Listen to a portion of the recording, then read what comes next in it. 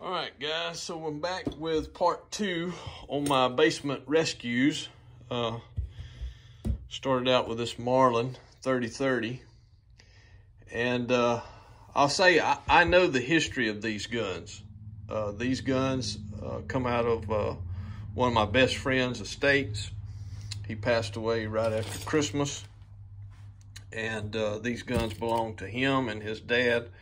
And I have known all these guns since my childhood. So I know the history, and I knew this particular gun probably didn't have 2 boxes of ammo shot through it in its entire life. And, you know, like I say, these had been stored in the basement. They were in pretty rough shape, some worse than others. This gun was completely orange with rust, and I've soaked it for a few days and got it all scrubbed off and got it where I could take it down. When I first got it, you couldn't even open the action on it. And so now we can see what we're working with. And of course, I knew that this one was a Marlin Glenfield instead of just the Marlin. It has the birch stocks on it, which are in good shape, believe it or not. But these are birch stocks on the Glenfield models, a little cheaper for the store brands. And that's why they don't have the Marlin Bullseye. And this one also had the 4-end cap up here instead of the barrel band, which I actually like better. And so when I got this one scrubbed down, that's what it was, a Marlin Glenfield 30A, built in 1973. And so now we can see what we're looking at. You can see the rust got through and freckled up the receiver on this side. You can still feel it a little bit.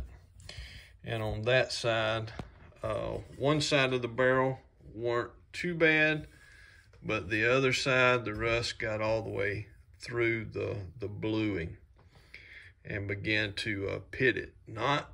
It actually looks worse than it is. You could take that down and get it back right, but it did get it. Same with the magazine tube. One side got it pretty bad. So the internals, I've soaked all them in a bag here for a couple days, and I've got at the major parts. They're all in good shape. No issues with them. Bolts in good shape, so no issue there. The bore I was a little concerned about because the rust had came over the front of the muzzle and started creeping inside. And so I've got that all scrubbed out now.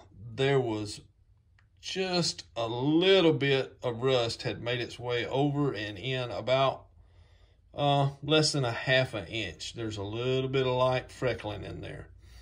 And I can still clean out the majority of that. The rest of the bore is perfect. And, you know, if that turns out to be a problem, I could cut that off and recrown it and be done with it. But I don't think it's going to cause me any problems. So what I got to decide is, of course, I could put it back together and shoot it just like it is now, just keep it oiled up. I could scuff this stuff down here in cold blue, the worst spots, and just leave the freckling on that. Just hit the barrel up here on the worst spots and the magazine tube. Or I could have it Cerakoted, which would make it all back nice and look good, and it'd be good for the next 100 years, and my kids could have it. So I'm not sure, but that's what we got. That's what I'm looking at, and I'll bring this one back when I decide what I'm going to do. And so I'm going to move on now to another gun and see kind of what I'm working with it. So that's it. You guys take care.